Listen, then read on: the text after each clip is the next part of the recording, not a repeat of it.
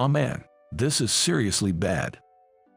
In the midst of this heavy snow, for some reason, she's wearing a miniskirt with bare legs and high-heeled boots. Her hair is long, a light brown, almost blonde, and loosely curled. She's like the perfect example of a gal. What is there a gal here of all places? The situation was so unnatural that I was at a loss for words. My name is Jason. I work as a system engineer for a company. As the name suggests, a system engineer manages and maintains the web systems used by the company. Sometimes, I have to work at night, outside of regular business hours, to make adjustments. If there's a problem, I could be called in, day or night, and it's not unusual to be on standby all day just in case something happens. It's a pretty tough job. "Hey, can you come right now? The lines are totally down, and we can't get any work done." It was the weekend, and I was off that day. However, in the evening, my boss, Mitch, called me in. Mitch is a self-centered guy who bosses people around as he sees fit. He seems to think that as long as he's okay, that's all that matters. Even though I finally had a day off, I ended up having to go in for Mitch's weekend work. Due to the cold wave since yesterday, the weather this weekend was unfortunate. I drove to the office since I didn't know what time it would end. Eventually, it was close to 9 p.m. when we finished.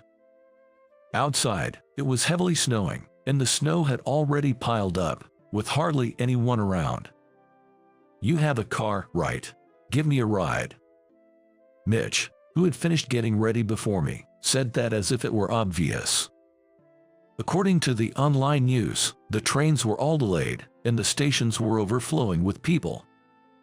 Mitch's house is in the opposite direction from mine, but in this situation, I probably wouldn't be able to go home without giving him a ride. Reluctantly, I decided to drive him home. But I was too optimistic. When we went outside, the snow was nearly knee-deep, and there was a wind like a hurricane.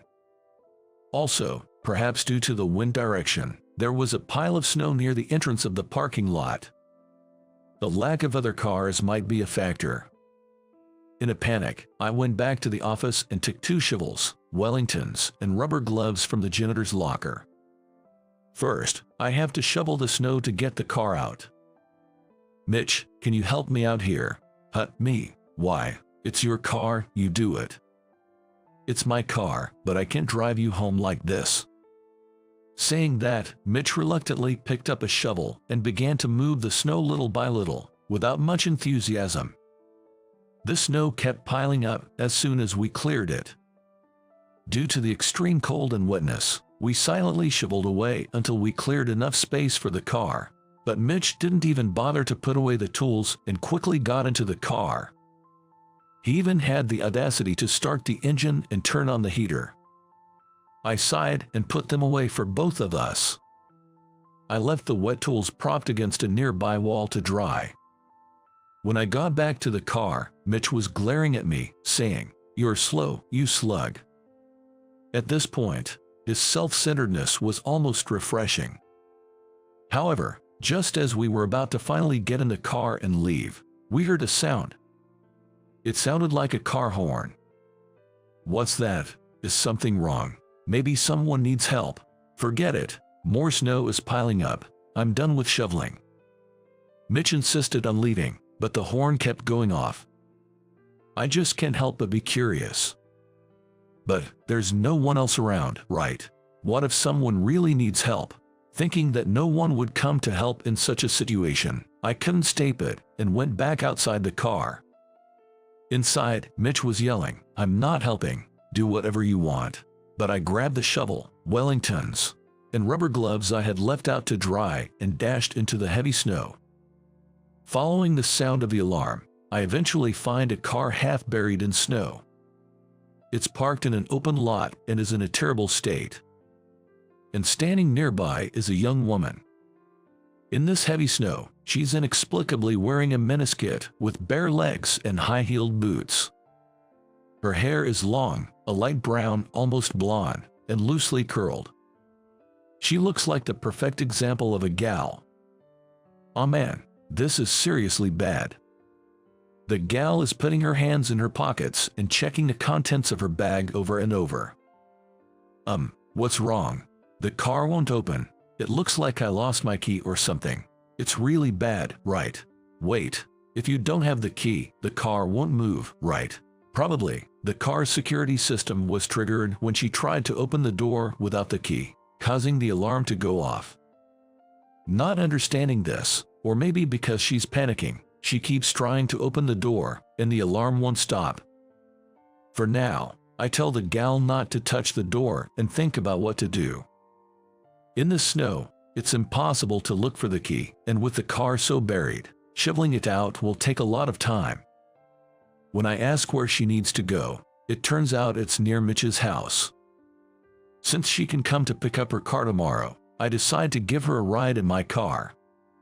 While walking back to my car, I chat a bit with the woman. Her name is Ashley.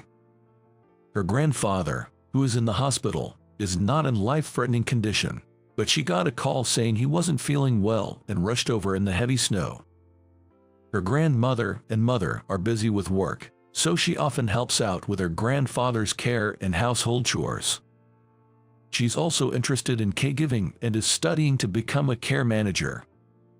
I was really doted on by my grandpa, and since my grandma and mom are working, it's just natural for me to help out, she says casually, without bragging about something quite extraordinary. Judging by her appearance and the way she talks, I had assumed she was frivolous and feel guilty about it. Really, that's impressive. Sorry, I just looked at your appearance and thought you were just some gal. I honestly say that and apologize for my misunderstanding. For real, that's crazy, but everyone thinks that, so it's fine. I'm a gal after all. She laughs off brightly. More importantly, I'm going to post this on social media, so take a picture of me. She starts taking pictures with the heavy snow in the background. Let's take one together as a memory. I'll cover your face. She includes me in the picture. She immediately edits the photo and posts it on social media with the caption, "This snow is crazy." I'm relatively young myself, but I wouldn't think to do something like that.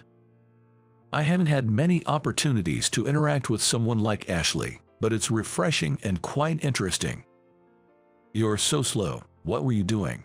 The snow must have piled up again. When I return to my car, Mitch is furious, having to wait. Moreover, the entrance of the parking lot is starting to get buried in snow again. I admit we're late, but his attitude is unacceptable. Still sitting in the car, demanding me to hurry up and clear the snow, Ashley sees right through Mitch and says, "What's with this old guy? If he wants it done faster, he should help too." Who is this silly girl? I'm a department head, his boss. I don't care. You're not my boss. Maybe you should quit a company with such a boss. Want to come work at my grandma's company? Ashley rebukes Mitch sharply while helping with the snow shoveling. Their back and forth is almost like a comedy duo, and it lightens the mood. I say, "Wow, your grandma is a president. That's impressive." "Right. I may not look like it, but I'm a princess," Ashley jokes. Then Mitch got mad at me again. "Just do it. Hurry up." While repeating this process, I somehow finish shoveling the snow and drive them, calming the two who are still bantering in the car. After that, Mitch starts to see me as someone who can handle troublesome people effectively. A few days later, when the snow had completely melted, Mitch calls me in. This time, it's during regular business hours. Thinking it might be another system issue, I head over, only to be told, "There's a complaint from a major client. Handle it." Why me, an engineer? Then, bringing up Ashley, he says, "You're good with difficult people, right? Just handle them like you did with that girl the other day," making an unreasonable request. Even though I argue that this situation is different, I'm somehow persuaded and end up going to the client with Mitch. The client is a company we do a lot of business with. Today, President Thompson, the head of the company, will handle the matter personally. I hear that President Thompson is a tough and renowned woman in her 60s. Feeling nervous, I'm led to the reception room. When President Thompson arrives, she looks at me and says, I've seen you somewhere, but I have no recollection of her. Still, she seems intrigued and examines my face closely. Well, today I brought Jason, our customer relations specialist, says Mitch, making up a non-existent department name and intending to leave everything to me, an engineer. Moreover, the complaint is about a sales-related issue, completely unrelated to me, and I have no idea what's going on. As I'm wondering what to do, President Thompson suddenly says, I remember, and shows me her phone. There's a photo of me and Ashley on it. The other day, in the snow, my granddaughter sent this to me. This is you, right? Your granddaughter. Yes, called Ashley. Turns out, Ashley is President Thompson's granddaughter. Since her childhood, Ashley, interested in fashion and hairstyles, used to wear and create her own unique styles, often attracting attention from her peers in school for her distinctive ideas. Starting around middle school, she embraced the gal style, drawing even colder judgment from society, often judged solely by her appearance without anyone bothering to understand her. However, on the day she met me, she happily told her grandmother, I met such a nice guy. He helped me with shoveling snow and even gave me a ride home when I was in trouble. It's the first time someone outside my family has been so kind. She was thrilled and sent our photo to President Thompson.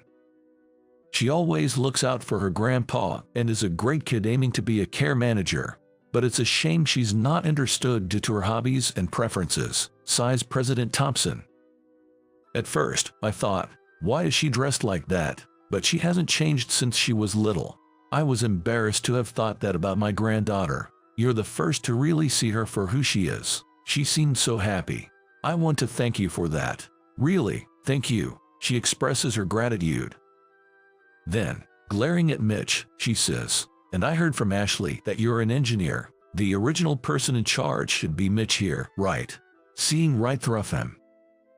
It seems she has always had a lack of trust in Mitch's casual approach. Meanwhile, Mitch turns pale upon hearing what President Thompson had to say. He must be regretting speaking ill of the president's granddaughter. Then, Mitch's phone rings. It's a call from the company, and Mitch's complexion worsens even more upon answering. Apparently, a video that seems to feature Mitch has been posted on social media. The video, uploaded from Ashley's account, shows the interior of my car on that snowy day. Though the faces are hidden, it's clear that it's from when I was driving Mitch and Ashley. What's up with this gal? What a waste of time helping someone like her. I'd like to see what her parents look like. Such a foolish girl. Mitch is caught on video hurling insults at me and Ashley. The comments are overwhelmingly critical, saying things like, that's awful. I wouldn't want a boss like that, and it's become a hot topic on social media. A colleague who was checking social media for work found this video and recognized Mitch's voice, suit, and attitude. The office is abuzz with this rumor. You always blame others when things go wrong. As someone in a position of authority, you should take responsibility for your actions. I'll tell Ashley to delete the video, so make sure you apologize properly. Upon hearing this, President Thompson advised Mitch, who trembled and nodded repeatedly. When President Thompson contacts Ashley, she gets frustrated immediately. Upon being told about the social media post, Ashley says, that one. I just deleted it. I was a bit annoyed when I posted it, but maybe it was rash, showing signs of regret. Right now, the person in question is right in front of me. I'll hand over the phone so you can talk, she says, offering the phone to Mitch.